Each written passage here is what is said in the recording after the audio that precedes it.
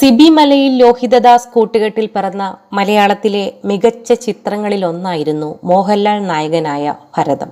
ചിത്രത്തിലെ പ്രകടനത്തിലൂടെ ആദ്യമായി മികച്ച നടനുള്ള ദേശീയ അവാർഡും മോഹൻലാൽ കരസ്ഥമാക്കിയിരുന്നു. ഒരുപാട് പാട്ടുകളുള്ള ചിത്രത്തിൽ സംഗീതത്തിന് വലിയ പ്രാധാന്യമുണ്ടായിരുന്നു. ചിത്രത്തിന്റെ ഒരു പാട്ട് സീൻ ഷൂട്ട് ചെയ്തതിന്റെ ഓർമ്മകൾ പങ്കുവയ്ക്കുകയാണ് സംവിധായകൻ സിബി മലയിൽ.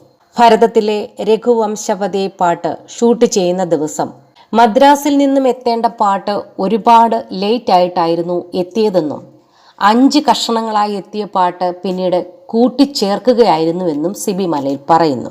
പാട്ട് പഠിക്കാത്ത മോഹൻലാലിനോട് വരികൾ കേൾക്കുന്നതനുസരിച്ച് ചുണ്ടനക്കിയാൽ മതിയെന്ന് പറഞ്ഞെന്നും മോഹൻലാൽ കേൾക്കുന്നത് പോലെ പാടുകയാണ് ചെയ്തതെന്നും കൗമുദി മൂവീസിന് നൽകിയതിൽ സിബി മലയിൽ ചേർത്തു.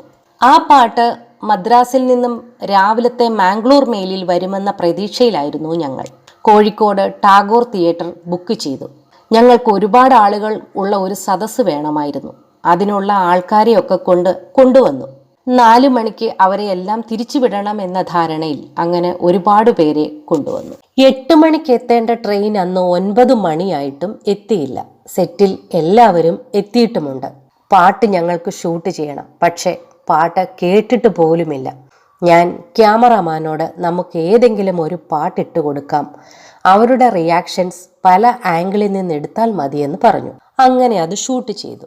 അപ്പോഴേക്കും പാട്ട് വന്നു. ഞാൻ സ്റ്റേജിന്റെ പുറകിൽ ചെന്ന് പാട്ട് കേട്ട് നോക്കി. പാട്ട് 5 കഷണങ്ങളായിട്ടായിരുന്നു വന്നത്. അതെല്ലാം കൂടെ ജോയിൻ ചെയ്തല്ലേ ഒറ്റ സ്ട്രെച്ചിൽ ആ പാട്ട് കേൾക്കാൻ പറ്റുകയുള്ളൂ. അങ്ങനെ ഇരുന്ന് അത് കേട്ടു നോക്കി. സഹസംവിധായകർ അത് മാർക്ക് ചെയ്യുന്നുണ്ട്.